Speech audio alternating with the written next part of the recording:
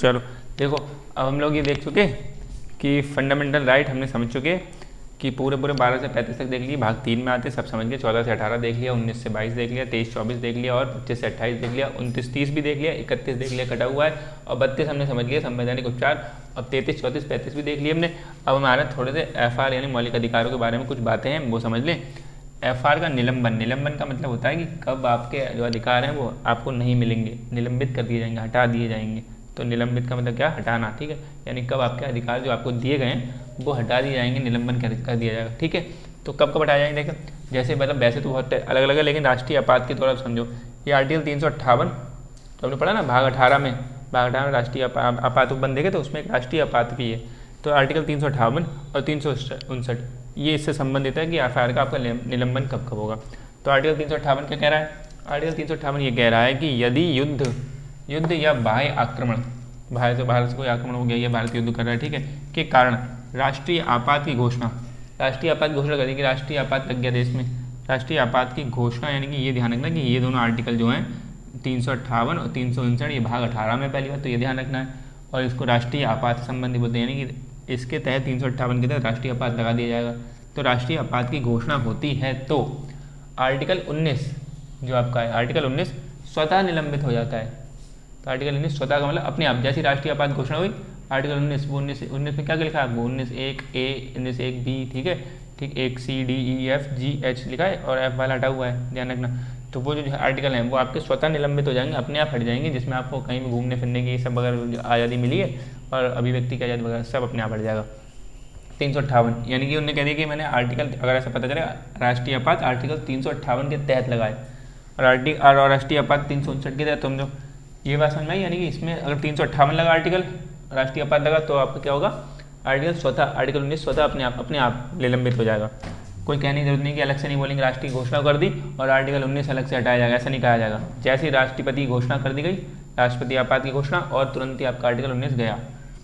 Article 359 क्या कह रहा है, यदि युद्ध, बाह्य आक्रमण या सशस्त्र विद्रोह, वो बात होगी, ठीक है, इसमें एक बड़ा और के कारण राष्ट्रीय आपात की घोषणा होती है। अब इसमें भी राष्ट्रीय आपात, ध्यान रखना, इसमें राष्ट्रीय आपात की घोषणा हो रही है, ये 358 है, दोनों में राष्ट्रीय आपात की हो रहा है। तो 358 359 में अंतर क्या है ये भी ध्यान रखना है। तो कौन सा 358 से राष्ट्रीय आपात की घोषणा हो रही है, तो आर्टिकल 19 से अपने आप निलंबित हो जाएगा, ठीक है। और 359 के तहत, तो इसमें कंडीशन क्या है, 358 तक क्या है, जब युद्ध की स्थिति बनी हो या बाह्य आक्रमण की स्थिति बनी हो। इसमें क्या है, युद्ध की स्थिति हो, बाह्य आक्रमण हो, या फिर सशस्त्र विद्रोह भी आपको बताया गया, ठीक है, ये हो, तब 358 के तहत राष्ट्रीय आपात की घोषणा कर दी जाएगी होती है। और इसमें क्या है, और राष्ट्रपति इसमें क्या करेंगे, जब राष्ट्रीय आपात की घोषणा हो जाएगी तो राष्ट्रपति क्या करेंगे, सभी, इसमें ध्यान है, उसमें क्या है अंतर समझ लेना, 358 3 दोनों में राष्ट्रीय आपात की घोषणा है। इसमें क्या है, आर्टिकल 19 केवल इसमें बात हो रही है, इसमें क्या है, सभी या किन्हीं, जो भी उनके चुनिंदा लगे, उन्हें लगे इससे खतरा है, इसका यूज़ करके लोग ज़्यादा पावर ले सकते हैं, कुछ कर सकते हैं, तो सभी या किन्हीं मौलिक अधिकारों के क्रियान्वयन, ठीक है, क्रियान्वयन का मतलब क्या भी समझ रहे हैं, क्रियान्वयन को निलंबित कर सकते हैं राष्ट्रपति जी इनके क्रियान्वयन। अब क्रियान्वयन का मतलब क्या है कि आपका जब कोई आर्टिकल उल्लंघन हो रहा था, तो आप आर्टिकल 32 के तहत जा रहे थे सुप्रीम कोर्ट में, या अगर आप 226 के तहत हाई कोर्ट में जा रहे थे, तो जो रिट जारी हो रही थी, रिट का मतलब रिट, जब सुप्रीम कोर्ट रिट जारी करेंगे, हाई कोर्ट जो रिट जारी करेंगे, यानी क्रियान्वयन में ऐसे लिख लेना ऐसे करके कि ये आर्टिकल 32 हो गया और ये आर्टिकल 226, क्रियान्वयन 32 और 226, यानी कि 32 के तहत जो रिट जारी हो रही हैं और 226 के तहत जो रिट जारी हो रही हैं वो होगा क्रियान्वयन, यानी उसको क्रियान्वयन को रोक सकते हैं।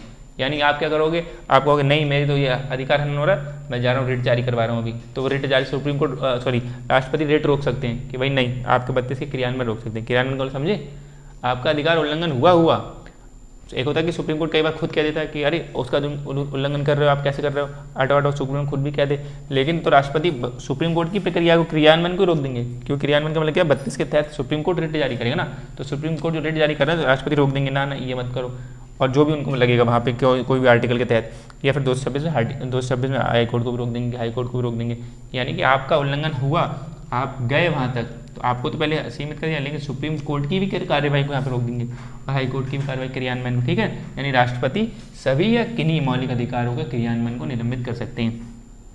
फिर क्या हुआ, फिर ऐसे हुआ तो एक ADM जबलपुर का केस हुआ 1977 में, मतलब लिख लो ऐसे कहीं पे, ADM जबलपुर की जो ADM थे वहाँ पे केस हुआ 1977 में, तो उस केस में डिसीजन ये आ गया था, इस केस में क्या हो गया, एडीएम जबलपुर केस में डिसीजन ये आ गया था कि आर्टिकल 20 और 21 जो है ना, आर्टिकल 20 और 21 के तहत भले यहाँ सभी बात हो रही है, तो उसमें कह दिया आर्टिकल 20 में क्या है आपका अधिकार, कौन सा है आर्टिकल 20 में, आर्टिकल 20 क्या कहता है, किसी भी कानून के लागू होने टाइम पे अपराध करा जाएगा तब वो अपराध है, मतलब उसे दोषी करार नहीं दिया जाएगा। हाँ मतलब तब तक दोषी नहीं ठहरा जाता तब तक अपराध के समय लागू किसी कानून का उल्लंघन ना किया हो। दूसरे में 20 का 2 क्या कहता है, वही दोहरे दंड, ठीक है, दोहरा दंड बाद तीसरा क्या कहता है, वही आत्माभिशंसन।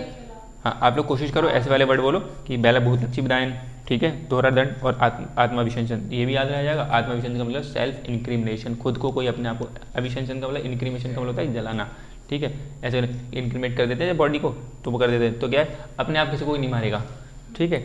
तो यहाँ पर बताना है कि अपने आप किसी को गवाही नहीं दी जाएगी, समझ में आ रहा है। तो बात है जो आर्टिकल 20 और आर्टिकल 21 क्या था, आर्टिकल 21 ये था कि जीवन का अधिकार, अभी जो बात कर रहे थे हम लोग शक्ति वाहिनी केस 2018, ठीक।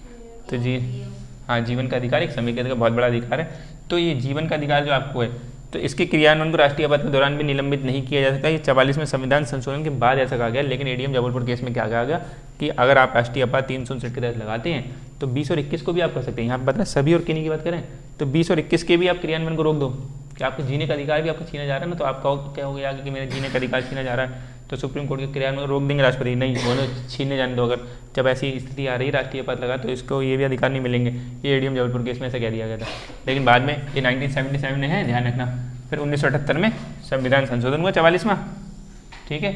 इस 44वें संविधान संशोधन में ये प्रावधान कर दिया गया, ये लिख दिया गया, ये करवा दिया गया कि आर्टिकल 20 और 21 के क्रियान्वयन को मतलब राष्ट्रीय आपात के दौरान भी निलंबित नहीं किया जा सकता। यानी कि राष्ट्रीय आपात अगर लग गया है तो आर्टिकल 20 और 21 के क्रियान्वयन तब भी नहीं रोकोगे। अगर आर्टिकल 20 की जो बातें लिखी हैं कि मतलब हमारे यहाँ पर कोई कानून, हमने अपराध के समय कोई जब अपराध कर रहा है तो उसमें किसी कानून का उल्लंघन नहीं किया और आपने हमें गिरफ्तार कर लिया, ऐसे कर लिया, तो उसमें क्या करना है, तो आपको वो सुप्रीम कोर्ट जा सकता है और सुप्रीम कोर्ट की रिट वगैरह वहाँ पर जारी कर सकते हैं, उसके क्रियान्वयन को राष्ट्रपति नहीं रोक सकते। ये बात समझ में आ रही है आपको, नहीं आ रही है, ठीक है। 21 में कोई जीने का अधिकार की कोई बात आ रही है, यानी आपकी जितनी बात आ रही है उसमें लिखा था रोजी रोटी का अधिकार है ना, पासपोर्ट, यात्रा करने का अधिकार, सोने का अधिकार, ये सब अधिकार आपको दिखे, वो अधिकार कोई हनन हो रहा है तो वो तब भी राष्ट्रपति उसके क्रियान्वयन को नहीं रोक सकते। ठीक समझ में आ रहा है, क्रियान्वयन का मतलब समझ में आया, यानी 32 और 226, ठीक। ये मतलब पेज बहुत होता है, ये सब वकील वगैरह ये सब वो शब्दों में देखते हैं और वहीं पर फंसा देते हैं, जज को भी कई बार फंसा देते हैं अगर जज हल्का होता है तो। FR की आलोचना, ठीक, FR अभी हमें FR का निलंबन समझा गया, यानी कि आपके मौलिक अधिकार कब कब 34 पढ़ चुके, सैनिक शासन लग गया तो फिर बहुत हो जाएगा निलंबन, है ना। ये यानी चालू कर दी थी मैंने, ठीक है। तो ये यानी क्या हो जाएगा, यानी कि FR की आलोचना जो हो गया, निलंबन हो गया। अब एडीएम जबलपुर समझ में आ गया, लिख लिया थोड़ा सा। अब FR की आलोचना समझो कि कुछ लोग जो आलोचना करते तो कैसे करके आलोचना कर रहे, तो महावीर त्यागी एक हुए, ये महावीर त्यागी में था ना, संविधान सभा के सदस्य थे, बाद में ये संसद में भी आए थे, संसद के सदस्य बने थे, और वो नेहरू वाला जो केस हुआ वो हुआ था, ये ऐसे ध्यान रख लेना। तो ये क्या बोल रहे हैं कि संविधान में आपके, ठीक है, उन्होंने बताया कि ठीक है बहुत सारे FR हैं, आपके मौलिक अधिकार आपने बहुत अच्छे से ब्रॉड तरीके से 12 से 35 तक देखा रखे हैं। समानता का अधिकार, स्वतंत्रता का अधिकार, शोषण के विरुद्ध अधिकार, आपने सांस्कृतिक और शैक्षिक अधिकार, संबंधित उपचारों का अधिकार, ये सब धार्मिक स्वतंत्रता अधिकार, ये सब दे रहे हैं, बहुत बढ़िया, सब अच्छी बात है, अच्छे। लेकिन इसमें सीमाएं हर एक पे लगा दे रहा आप। धार्मिक स्वतंत्रता का अधिकार मिला तो उस पर लोक व्यवस्था, सदाचार, सार्वजनिक स्वास्थ्य की देखी थी हमने, उसमें सीमा लगी थी। फिर 19 में कितनी सारी सीमा लगी हैं, ठीक है, ये सब सीमाएं लगी हैं कि 8 सीमाएं लगी, उसमें 19(1)(a) में 8 सीमाएं लगी, 8 प्रकार की सीमाएं लगी, किसी पे 2 सीमाएं, किसी पे 3 सीमाएं, मतलब हमें अधिकार मिले फिर उसमें बहुत सीमाएं लगी। इनके कहने का मतलब ये है, सिर्फ इनके कहने का मतलब ऐसा नहीं है कि भाई सीमाएं होंगी, आपको अधिकार दे दिया तो आप उसका क्या दुरुपयोग भी करोगे। वो सीमाएं युक्तियुक्त सीमाएं लगाई गई कि भाई आपको अधिकार है कहीं भी घूमने का, तो घूमते घूमते किसी घर में थोड़ा घुस जाओगे, सीमा तो ये तो सीमा लगाएंगे नहीं लगाएंगे, तो ये चीज़ वहाँ पे बता रहे हैं। अब वो लेकिन आलोचना करने में तो आलोचना कर रहे हैं वो कि FR में बहुत सारी अनेक सीमा लगा रखी हैं, तो ऐसा प्रतीत हो रहा है, ये कह रहे हैं एक हाथ से अधिकार दे रहे हैं, सीमा में हम पता चला अधिकार, अच्छा हमारा ये अधिकार है, हम इसका यूज़ करने चले तो रोक दिया, तो उन्होंने कहा एक हाथ से अधिकार दे रहे हैं और एक हाथ से अधिकार ले रहे हैं, ऐसा प्रतीत हो रहा है। ये महावीर त्यागी ने कहा, ठीक है, मतलब आलोचना करने में ऐसे लिखोगे, अगर आलोचना करनी बात है तो जिन लिखो अपनी मर्जी लोग, हमें अच्छे नहीं लगे थे, हमें बहुत देर लगी थी पढ़ने में, ऐसा कुछ नहीं है, ठीक है। जो जेन्युइन लोग हैं, ये ठीक ठाक व्यक्ति थे, संविधान सभा के सदस्य भी रहे थे और संसद के सदस्य थे, इनने कहा है, या कोई रास्ता चलता कोई व्यक्ति कह देता कि अरे हमने सुना था वो फलाना व्यक्ति ऐसा कह रहा था, FR की आलोचना कर रहा, मौलिक अधिकार तो बेकार है, ठीक। कोई बहुत जेन्युइन व्यक्ति है, जैसे कोई जज कोई कह दे, कोई अपने आदेश में कह दे कि हाँ FR बहुत अच्छे हैं संविधान में, लेकिन ये FR के भाग थोड़े गलत प्रतीत होते हैं, तो उनकी बात को कोट करना है। और ये कोई नेता वगैरह है, इनकी बातों को कोट नहीं करना है, जो कहीं भी कुछ भी बोल देते किसी हालत में भी, ठीक है। यह बहुत जेन्युइन बात हो रही है, डिबेटिंग अच्छी कोई पढ़ा लिखा व्यक्ति बोला तो बात है। तो ये आइवर जेनिक्स ने भी बहुत बुक लिखी थी, स्कॉलिस्ट ऑफ द इंडियन कॉन्स्टिट्यूशन, इन्होंने एक बुक लिखी थी। तो ये क्या है कि ये अच्छे खासे व्यक्ति माने जाते हैं। तो ये भाई संविधान सभा के सदस्य थे, इनने संविधान बनने बैठे तो इनकी बात तो सुनी जाएगी, ठीक है। तो अब आइवर जेनिक्स क्या कह रहे हैं, ये कह रहे हैं FR वाला जो भाग है, भाग 3, ठीक है ना, वो बहुत लंबा है और वो जटिल है। जैसे अभी आप लोग भी कह रहे हैं ना, पढ़ते पढ़ते कितना टाइम हो गया, मौलिक अधिकार कब से पढ़ते हुए आ रहे हैं हम ही लोग पढ़ते हुए आ रहे हैं। तो वैसे भी और अगर हमने तो बहुत बातें छोड़ी, जैसे आर्टिकल 35 हमने लिखा था, जैसे 34 ये लिखा पीछे लिखा था ना 34-35, ये भी लिखा, इसमें बहुत सारी बातें 34 में एंड में लिखा ना 35 वाले में कि संविधान को मतलब संसद को बनाने का हक होगा FR के संबंध कोई, उसमें बहुत लंबी लंबी भाषा लिखी है और ढंग से पढ़ा जाए तो बहुत क्लिष्टता होगी, बहुत ज़्यादा कन्फ्यूजन हो जाएगी। तो यहाँ पे ये आइवर जेनिक्स ये कह रहे हैं कि FR का भाग बहुत लंबा है और बहुत जटिल है, ठीक है, देखा है। और ऐसा होने के कारण इससे मुकदमेबाजी को बढ़ावा मिलता है कि आप केस कर दो, अच्छा तुमने बोलो वो वकील देखो तो कह देते हैं यार इसके ऊपर केस डाल दो, है ना। तो ये क्या हो गया, संविधान वकीलों का स्वर्ग बन गया है, ठीक है। ऐसे बता कि यहाँ पे क्या है कि मुकदमेबाजी को बहुत बढ़ावा मिलता है। अब वकीलों का स्वर्ग बन गया कि वकील बस खेला खाड़ी कर रहे हैं कि हम लोग कुछ नहीं पता है, वकील बताते हैं एक दूसरे को, क्या रे ये लिखा हुआ है, दो आपस में वकील लड़ते हैं, लेकिन जो जनता है उसे कुछ पता नहीं चल रहा है। तो इन्होंने आलोचना करी जो काफ़ी हद तक ठीक है, ये वाली थोड़ी अजीब लग रही है, लेकिन ये वाली ठीक है कि मतलब आम जनता के हिसाब से भाषा नहीं लिखी, उसमें बहुत क्लिष्टता भाषा लिखी है। तो सब एक तरह वकीलों का खेल उसमें चलता रहता है, वकील एक दूसरे पर आरोप लगाते रहते हैं और वहाँ पे जो भी जीतता हारता है वो कुछ पता नहीं चलता, कौन जीता कौन हारा, पता चलती है कि ठीक है आज जो निर्णय आया होता ही आपको देखा कि सुप्रीम कोर्ट ने हाई कोर्ट ने कोई निर्णय दे दिया, 3-4 साल फिर केस हुआ, वो सुप्रीम कोर्ट ने अपनी निर्णय खारिज कर दिया कि भैया वो गलत दे दिया था, चलो ये ले लो, ये हाई कोर्ट ने दे दिया। हालांकि उस टाइम के हिसाब से वो बिल्कुल सही था, जब उस टाइम वो निर्णय दिया गया था तो सबको सबूतों के साथ सबूतों पर चल रहा है मामला। तो ये बात चल रही है कि आम जनता पिस रही है, उससे तो इतनी नॉलेज नहीं है, तो इसलिए उन्होंने क्या बोला, वकीलों का स्वर्ग ध्यान रखना, जैसे दंतहीन व्याघ्र ध्यान रखा आपने, ऐसे ये ध्यान रखना वकीलों का स्वर्ग, ये कहने का आइवर जेनिक्स ने। तीसरे का आलोचना निकाल कर तो FR का स्वरूप ऐसा है, मतलब मौलिक अधिकार का स्वरूप ऐसा है कि आपस में टकराते हैं। आपस में कैसे टकराते हैं, जब हम आर्टिकल 25 पढ़ रहे थे धार्मिक स्वतंत्रता अधिकार, तो उसमें आर्टिकल 21 आ रहा था, संथारा वाला देख रहे थे। संथारा में क्या था, आर्टिकल 25 के हिसाब से आपको धार्मिक स्वतंत्रता आचरण करने की स्वतंत्रता थी, लेकिन वही 21 का उल्लंघन कर रहा था वो, क्योंकि आपको जीने का अधिकार है, आप 21 के तहत मर नहीं सकते। तो आप क्या है, लेकिन संथारा में क्या है, मृत्यु का चुनाव करते हैं, तो टकरा रहे हैं, आपस में नहीं टकरा रहे थे। ऐसे क्या है, फिर हमने और भी देखा था, फादर स्ट्रेस वाला केस देखा था, ये स्वच्छता पर्यावरण का अधिकार है आपको, और पटाखे जलाने का उदाहरण आचार है, यानी कि 25 और 29 25 और 21 टकरा रहे थे, तो आपस में ही टकरा रहे हैं तो विरोधाभास उत्पन्न कर रहे हैं कि हम 25 को माने 21 को माने, ठीक है ना। ये चीज़ समझ में आ रही है ना, इस लाइन को समझ में आ गया, इसको चाहे लिख भी लेना, आपस में टकराते हैं तो कैसे लिख लो विरोधाभास, इसलिए मैंने दो लाइन छुड़वाए, क्या विरोधाभास कहना ऐसे लिखना, आर्टिकल 25 और वर्सेस करके लिख लो, वर्सेस यानी 21, जो हम पीछे संथारा मुद्दा देखा था, संथारा वाले मुद्दे में देखा था वो टकरा रहे थे। सबरीमाला का है, संथारा का है, हिजाब विवाद है, ये सब आपस में टकरा रहे थे ना। सबरीमाला में क्या है, और जो महिलाएं वो सब क्या कह रही थी कि हमें 25 के तहत धार्मिक आचरण करने की स्वतंत्रता है, समानता का अधिकार है, लेकिन आप क्या कह रहे हो कि आप हमें रोक रहे हो। सबरीमाला में क्या था, सबरीमाला में 26 और 25 टकरा रहे थे, ये 25 और 21 किस में टकरा रहे हैं, संथारा में टकरा रहे हैं, और 26 और 21 किस में, 26 और 25। 26 का मतलब क्या था कि धार्मिक जो समुदाय है उसको अपने मामले में अपना प्रबंधन करने का अधिकार है, ठीक है। 26-25 किस में, सबरीमाला में, ये आपको ध्यान रखना, मैं बता रहा हूँ, देखो 25 और 21 किस में, मैं बोल भी दे रहा हूँ, 25 और 21 संथारा में, ठीक है। 26 और 25 किस में, 26-25 किस में, सबरीमाला में हो रहा है, सबरीमाला में 26-25 भी है और 26-14 भी है एक प्रकार से, ठीक है। 26 और 14 भी तो है, 14 का मतलब समानता का अधिकार, जब पुरुष जा रहे हैं तो हमें भी समानता है। 26 का मतलब 26 आर्टिकल क्या कह रहा था, आर्टिकल 26 ये कह रहा था कि जो धार्मिक समुदाय है वो धार्मिक मामलों में क्या कैसा कुछ होगा वो उसको डिसाइड करना है, यानी सबरीमाला मंदिर में कौन जा रहा है कौन है वो धार्मिक समुदाय डिसाइड करेगा। लेकिन वहाँ पे 25 आर्टिकल क्या कह दे रहा है कि भैया धार्मिक आचरण फॉलो करने सब किया है, तो महिलाएं भी धार्मिक आचरण फॉलो करेंगी, उन्हें भी जाने दो। और 14 क्या कह रहा है, समानता का अधिकार है, सबको समानता का अधिकार है, तो हमें भी जाने दो, ठीक है, हम भी समान है पुरुषों की तरह। तो ये वाली बात है, ऐसे करके समझ आए। हिजाब वाला लिख लो, हिजाब वाले में कौन कौन से आर्टिकल टकराएंगे, एक धार्मिक आचरण वाली बात हो गई, 27 क्या कहता है,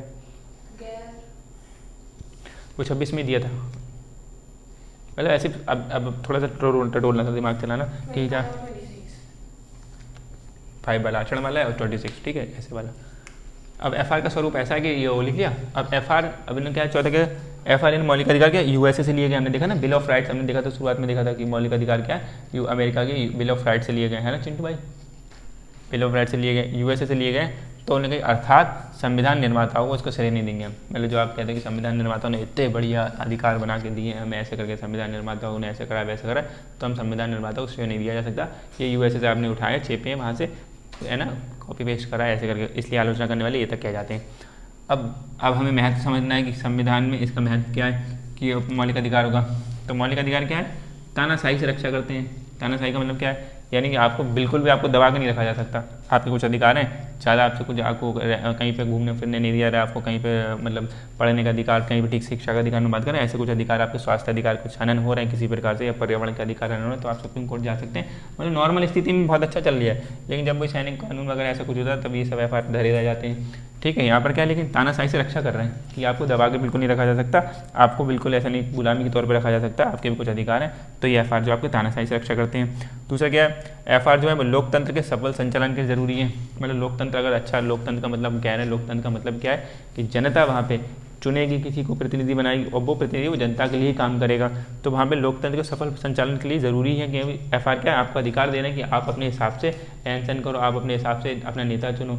अब जनता को राइट ही नहीं होगा चुनने वगैरह का, ठीक है, मतदान वगैरह के अधिकार वगैरह ऐसा बाद में संवैधानिक अधिकार मिले, तो जनता को चुनने का अधिकार है और सब चीज़ें अधिकार दिए और अपने हिसाब से चीज़ें समझने का शिक्षा का अधिकार जो मिला है उसमें अधिकार, जब शिक्षा करेंगे, शिक्षक होंगे व्यक्ति, तभी तो जान पाएंगे कौन हमारे लिए अच्छा कौन बुरा है। ठीक है, और तीसरा क्या है, अल्पसंख्यकों को के मन में विश्वास और भरोसा उत्पन्न करते हैं। यानी कि मौलिक अधिकार में देखा 29 और 30 वो खास तौर से विशेष हमने लिखा ना, विशेषकर अल्पसंख्यकों के लिए, ऐसा लिखा था 29 और 30 में।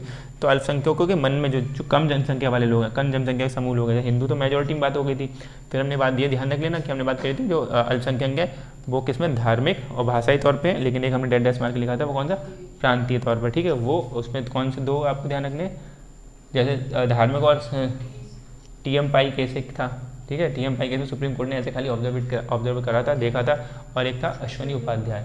ठीक, ऐसे करके दो व्यक्ति, तो उन्होंने बात की प्रांतीय तौर पर भी आप हिंदू को मेजोरिटी नहीं मानेंगे और माइनॉरिटी मानिए। तो अल्पसंख्यकों के मन में विश्वास और भरोसा उत्पन्न करते हैं कोई मौलिक अधिकार, जिससे राष्ट्रीय एकीकरण मजबूत होता है। मतलब ऐसा नहीं लगे जो अल्पसंख्यक जो कम जनसंख्या वाले हैं उनको नहीं लगे उनके साथ भेदभाव हो रहा है, तो इसलिए उनको भी अधिकार थोड़े ज़्यादा दे दिए गए कि ठीक है अपनी शिक्षा संस्था बना लो, ऐसा कर लो, ऐसा करो, अपनी संस्कृति को आगे बढ़ा लो, तो आपको बुरा ना लगे और इससे क्या है एकता का भाव बढ़ेगा ऐसे करके। अब वो कह रहा है वो अलग बात है, लेकिन आप हाँ ओके, बस ये महत्व की बात है कि उस टाइम लेवल ऊपर से देखोगे आप तो एक हिसाब से बात ठीक है, ये एफ ने ऐसा काम किया, वरना किसी जो कमजोर व्यक्ति उसको लगे कि हमारे साथ अन्याय हो रहा है कि आप मेजोरिटी में आप अपने साथ अच्छा कर रहे हो। तो मौलिक अधिकारों ने ये चांस दिया अल्पसंख्यकों को कि आपके मन में विश्वास और भरोसा उत्पन्न हो कि आपकी भी हम जीवन की कदर कर रहे हैं, आपके भी अधिकारों की कदर कर रहे हैं। ठीक, तो और इससे राष्ट्रीय एकीकरण मजबूत हो रहा है। और चौथा क्या बता रहे हैं, जो एफआर है मौलिक अधिकार है, जब स्वाधीनता संग्राम को आंदोलन चले थे उस टाइम हमें आज़ादी मिल रही थी, उस टाइम के जो उन्होंने मांग रखी थी अपने आप से कि हमें ये अधिकार होने चाहिए, हमें ऐसे मतलब अंग्रेज लोगों ने अधिकार वगैरह नहीं देते थे, बहुत सारी उस टाइम छूटें नहीं थी, तो अंग्रेज लोग बहुत कस के रखते थे हिंदुस्तानियों को। ठीक है, तो उस टाइम की जो मांग चाहते थे कि हमें ऐसा होना चाहिए, हमें भी यहाँ अनुमति मिलनी चाहिए, हमें भी अपनी मर्जी से कोई अखबार में कुछ भी लिखने का मौका चाहिए, ऐसे करके उस टाइम भगत सिंह वगैरह सबकी कहानी पढ़ोगे तो उनको ठीक से पेपर में छापने की जरूरत अपनी थी नहीं, भगत सिंह वगैरह छुप के ही काम कर सकते थे क्योंकि वो एक तरीके से उनको जब भी जहाँ सामने आएंगे तो पकड़ लिया जाएगा। तो ऐसे करके उनको भी कुछ अधिकारों की जो मांग रखते थे, तो स्वाधीनता आंदोलन के आदर्शों की झलक दिखती है इसमें, जो उन्होंने उस टाइम की मांग रखी होगी ऐसा कि हमारे अंग्रेजों से छुड़ाने के लिए, तो ऐसे कुछ लग रहा था कि यहाँ पर भी स्वाधीनता आंदोलन की झलक बता रहे हैं इसमें। ठीक है, और पाँचवा क्या हो गया, एफआर में भारत के संविधान का दर्शन पाया जाता है, यानी कि मौलिक पूरा भारत का संविधान जो भी बात कर रहा है मौलिक अधिकार पे, यानी कि आपको मेन तो जनता ही तो है, जनता है, जनता को आपने अधिकार दिए और जनता ही का दर्शन में पाया जाएगा। ठीक है, ये समझ में आ रहा है। चार, अब जैसे इसमें क्या तानाशाही रक्षा है, 19 अगर लिख लें हम, इसमें आर्टिकल 19 लिख दें तानाशाही रक्षा, यानी कि आर्टिकल 19 जो हमें क्या होता है मौलिक अधिकार है, इसको एग्जाम्पल कौन सा आर्टिकल है, तो 19 आर्टिकल है। ठीक है, ऐसी लोकतंत्र को सफल संचालन बनाने के लिए क्या है 19 एक ए है और बी है और सी है, ये ना, ये देखो इसी के तो है लोकतंत्र को सफल संचालन। एक में क्या है, अभिव्यक्ति की आज़ादी, आपको ऐसे कर लिख लोगे ना जैसे, और ये इसमें क्या है, इसमें तो आपको पता ही है अल्पसंख्यकों वाला आर्टिकल 29 और 30 हमने बात करी है, विशेषकर उन्हीं लोगों के लिए, अल्पसंख्यकों के लिए। ठीक, बाकी दो बातें ऐसी हैं। और लास्ट में सम अप करके एक लाइन लिख लो, बिल्कुल लास्ट में सबसे बिल्कुल एफआर बिल्कुल समाप्त होने जा रहे हैं, हालांकि एफआर के बारे में थोड़ी चीज़ें हो रही हैं लिखो। अच्छा, मौलिक अधिकार भारत के संविधान का एक महत्वपूर्ण हिस्सा है। अतः लिख लो पहले, अतः मौलिक अधिकार भारत के संविधान का एक महत्वपूर्ण हिस्सा है जिसकी तुलना ब्रिटेन के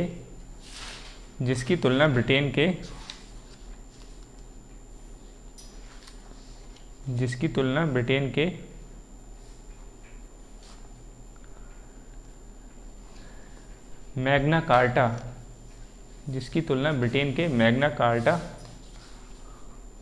मैग्ना कार्टा लिख लोगे, ये लिख रहा हूँ मैं, मैग्ना कार्टा, हाँ, जिसकी तुलना ब्रिटेन के संविधान का एक महत्वपूर्ण हिस्सा है, महत्वपूर्ण भाग है। मौलिक अधिकार भारत के संविधान का एक महत्वपूर्ण हिस्सा है जिसकी तुलना ब्रिटेन के मैग्ना कार्टा और फ्रांस तथा अमेरिका के बिल ऑफ राइट्स से की जाती है।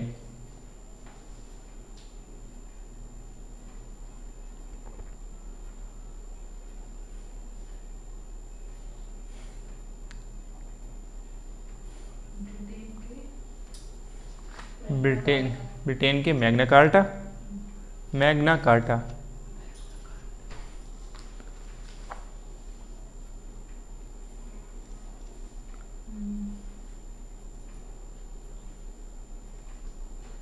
ठीक है, और फ्रांस तथा अमेरिका के बिल ऑफ राइट्स से की जा सकती है।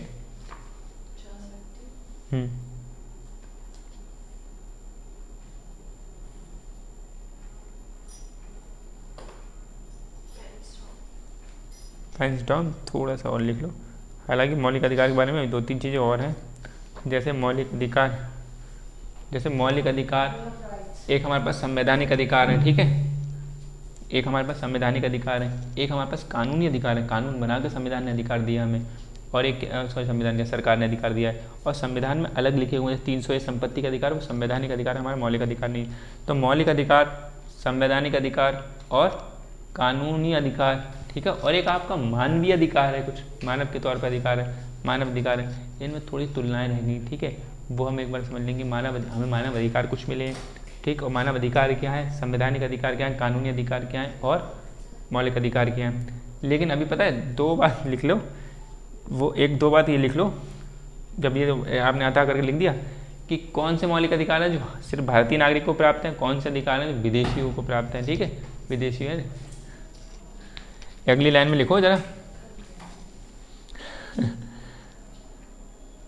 ऐसे लिख लो, देखो मेरे इस करके तो थोड़ा इजी हो जाएगा लिखने के लिए, बहुत शॉर्ट में लिख लेंगे, ज़्यादा लंबा नहीं है, क्योंकि ये क्वेश्चन पूछ लिया गया था ना, इसलिए मैं ध्यान में आ गया अभी, तो ये लिख लो, वरना तो वैसे आसार समाप्ति है। क्या लिखोगे, ऐसे करके जो कुछ मौलिक अधिकार है ना, ऐसे लिखोगे, जो FR है, यानी जो FR है, जो यानी कौन से FR ऐसे हैं जो केवल भारतीय नागरिक लिखोगे यहाँ पे, ऐसे लिख लो बस, खाली FR केवल भारतीय नागरिक, वो क्या है, 15-16, 19, 29, 30, ऐसे करके लिख लो। यानी कि आर्टिकल कौन कौन से, 15, 16, 19, 29, 30 और आदि 1-2 और है, ठीक है, लेकिन बस ये बहुत इंपॉर्टेंट है, केवल भारतीय नागरिक और भारतीय नागरिक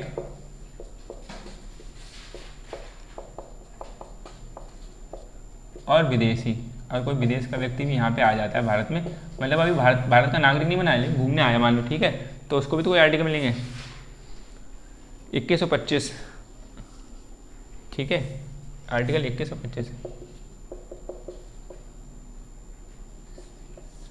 ठीक, एक बिंदु ये लिख लिया, तब तक मैं बिठा के एक बिंदु लिख दूँ। ये क्वेश्चन पूछ लिया गया था ना, कौन से अधिकार हैं जो सिर्फ और सिर्फ भारतीय नागरिकों को, यानी कोई विदेशी को, यानी 15, 16, 19, 29 वाले हैं ना, आपको कोई विदेशी आके नौकरी थोड़ी ले लेगा, कोई विदेशी आगे रजिस्ट्रेशन थोड़ी करवा लेगा, आरक्षण थोड़ी ले लेगा 15 में।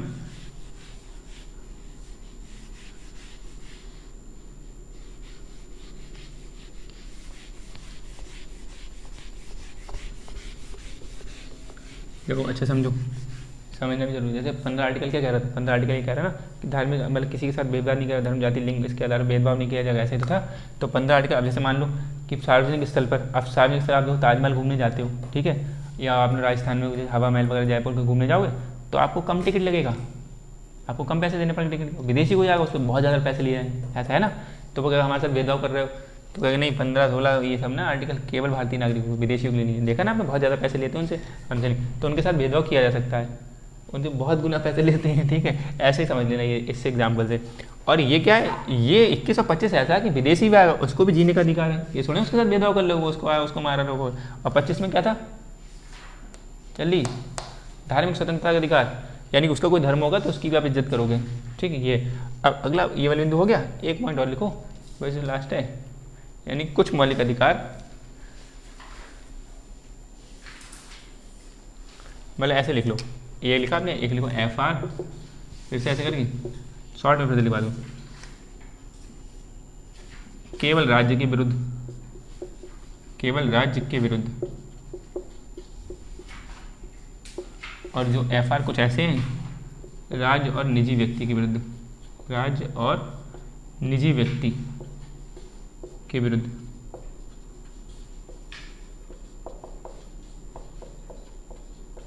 ठीक है। मतलब कुछ FR ऐसे हैं जो केवल राज्य के विरुद्ध है, अभी समझा दूंगा भैया क्या। तो आर्टिकल कौन से, 15-16, 15-16, इसमें कौन सा हो गया 17-24, आर्टिकल 17 और आर्टिकल 24, ठीक है। भाई इसको और समझ लो, फिर फाइनल सम अप करते हैं हम लोग।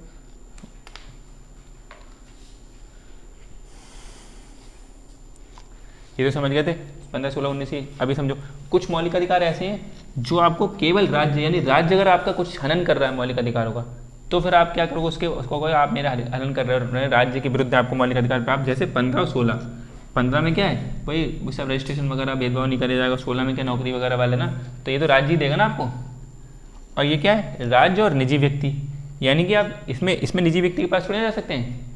निजी व्यक्ति का मतलब क्या हो गया, यानी कि आर्टिकल 17 छुआछूत तो कोई निजी व्यक्ति भी कर सकता है, यानी राज्य ऐसे कह सकता है कि तुम इस जात वाले को हम नौकरी नहीं देंगे, इस जात वाले को हम रजिस्ट्रेशन नहीं देंगे, तो राज्य मतलब छुआछूत कर रहा है, ऐसा कुछ कर रहा है। लेकिन निजी व्यक्ति भी कर सकता है, तो ये निजी व्यक्ति के विरुद्ध है, ये चीज़ समझ रहे हो ना। और 24 क्या है, 24 मतलब चाइल्ड लेबर था 24 वाले में, तो चाइल्ड लेबर को निजी व्यक्ति भी करा सकता है, तो उसके विरुद्ध भी आपको प्राप्त है। और राज्य अगर चाइल्ड लेबर करा रहा है तो आप उसके विरुद्ध भी कहोगे राज्य सरकारी नौकरी में ऐसे क्यों, सरकारी नौकरी में या राज्य ऐसे क्यों करवा रहा है, बच्चों से काम क्यों करवा रहा है। तो ये 17 और 24 आर्टिकल हैं। ये क्वेश्चन बहुत धड़ल्ले से पूछ आते हैं कि यानी कौन सा, ये तो राज्य के विरुद्ध, यानी कि इस पर राज्य कौन ऐसा आपका उल्लंघन कर सकता है, ये राज्य का ही तो काम है। निजी व्यक्ति आपको रजिस्ट्रेशन थोड़ी करवाएगा, ना नौकरी देगा आपको निजी व्यक्ति। निजी व्यक्ति आपके साथ छुआछूत कर सकता है, चाइल्ड लेबर कर सकता है, तो इसलिए निजी, और राज्य भी कर सकता है छुआछूत, और राज्य भी चाइल्ड लेबर करा सकता है। तो ये दोनों 17 और 24 आर्टिकल ऐसे हैं कि जो राज्य और निजी व्यक्ति दोनों के विरुद्ध आपको प्राप्त है। और ये क्या 15-16 केवल राज्य के विरुद्ध प्राप्त है। और ये केवल भारतीय गुलाम 15-16, 19-29 बहुत बार पूछा गया ये भी। और भारतीय नागरिक और विदेशी को कौन कौन है, 21 और 25, यानी ये दोनों आर्टिकल ऐसे हैं कि विदेशी भी अगर घूमने आया उस टाइम तो उसको जीने का अधिकार तो है ही है, और उसको अपने धर्म को मानने का अधिकार तो है ही है, ठीक है। बाकी यहाँ पे कोई विदेशी आके नहीं कह सकता मेरे साथ भेदभाव कर रहा है सार्वजनिक स्थल पर, यानी पैसे ज़्यादा क्यों ले रहा हूँ। 16 में ये नहीं कह सकता मुझे नौकरी देना चाहिए, तो भाई मुझे ऐसे कर दो, तो नौकरी में वो लेट करवाएंगे कि भाई सबसे पहले हम भारत वाले लोगों को देंगे, उसके बाद हम तुम देखेंगे। 19 में क्या है, वही घूमने फिरने की, उसको कई जगह रोक दिया जाएगा, है ना सब, और उसको अपना आंदोलन वांदोलन नहीं करने दिया जाएगा। 29 और 30 का मतलब वो अल्पसंख्यक में आएगा ही नहीं वहाँ पर, ठीक है, उसको विदेशी बाहर कमाया जाएगा। ये मौलिक अधिकार हो गए, ठीक।